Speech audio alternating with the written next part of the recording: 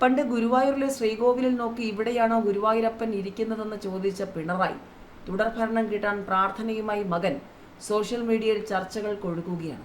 കാലത്തിന്റെ മറിമായം, അതല്ലെങ്കിൽ ഗുരുവായൂരപ്പന്റെ മറിമായം എന്നാണ് പലരും ഇതിനെ വിളിക്കുന്നത്.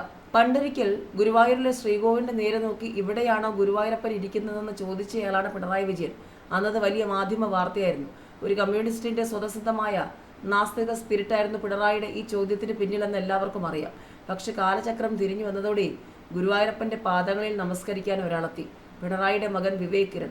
ഭാര്യയോടൊപ്പമാണ് വിവേക് കിരൺ ഗുരുവായൂരിൽ പ്രാർത്ഥിക്കാൻ എത്തിയത്.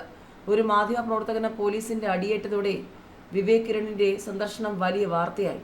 വിവേക് കിരൺ ഗുരുവായൂർ സന്ദർശനത്തിന് തിരഞ്ഞെടുത്ത സമയം മാധ്യമപ്രവർത്തകരെയും രാഷ്ട്രീയ നിരീക്ഷകരെയും പലവിധ ഊഹാപോഹങ്ങൾ നടത്താൻ പ്രേരിപ്പിക്കുന്നു. അച്ഛന് തുടർഭരണം കിട്ടുന്നതിന് പ്രാർത്ഥിക്കാനാണ് മകൻ ഗുരുവായൂരപ്പന്റെ ചരണങ്ങളിൽ വന്നെത്തിയിരിക്കുന്നതെന്നാണ് പലരുടെയും നിരീക്ഷണം. എന്തായാലും കാലത്തിന്റെ വിധി വൈപരീത്യമെന്നോ ഗുരുവായൂരപ്പന്റെ മഹാശക്തിയെന്നോ എങ്ങനെ വേണമെങ്കിലും വിവേക് കിരണിന്റെ ഗുരുവായൂർ സന്ദർശനത്തെ വിശേഷിപ്പിക്കാം. ടി.പി. സെൻകുമാർ മുഖ്യമന്ത്രി പിണറായി വിജയനെ പൊളിച്ചടുക്കുകയാണ്. അവിടെയാണോ നിങ്ങളുടെ കൃഷ്ണൻ ഇരിക്കുന്നത് എന്ന് ഇനി പിണറായി മകനോട് ചോദിച്ചാൽ മതി.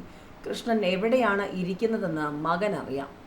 കഴിഞ്ഞ ദിവസമാണ് മുഖ്യമന്ത്രി പിണറായി വിജയന്റെ മകനും കുടുംബവും ഗുരുവായൂരിൽ ദർശനം നടത്താനെത്തിയത്. ഇതിന്റെ ചിത്രങ്ങളും പുറത്തു വന്നിരുന്നു. കമ്മ്യൂണിസ്റ്റ് നേതാവായ പിണറായി വിജയന്റെ മകൻ പാർട്ടി സൂക്തങ്ങൾ കാറ്റിൽ പറത്തി ഭഗവാനെ തൊഴാനെത്തിയത് സഖാക്കൾക്കിടയിലും ചർച്ചയായി കഴിഞ്ഞു.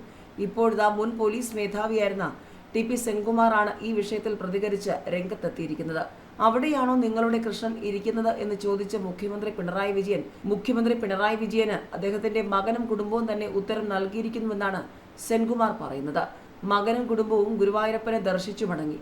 ദർശനം എന്തിനു വേണ്ടിയുള്ളതായിരുന്നു എന്നുള്ളത് പ്രത്യേകിച്ച് വോട്ടെണ്ണൽ 4-ാം തീയതി ആയിരിക്കുമ്പോൾ വളരെ സ്വാഭാവികമാണ്.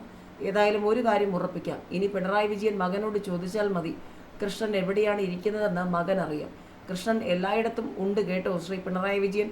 തൂണിലും തുരുമ്പിലും എല്ലാം കൃഷ്ണൻ വസിക്കുന്നു. അതിപ്പോൾ മകന് മനസ്സിലായി കാണുമെന്നാണ് സെൻകുമാർ ഫേസ്ബുക്ക് പോസ്റ്റിൽ പറയുന്നത്.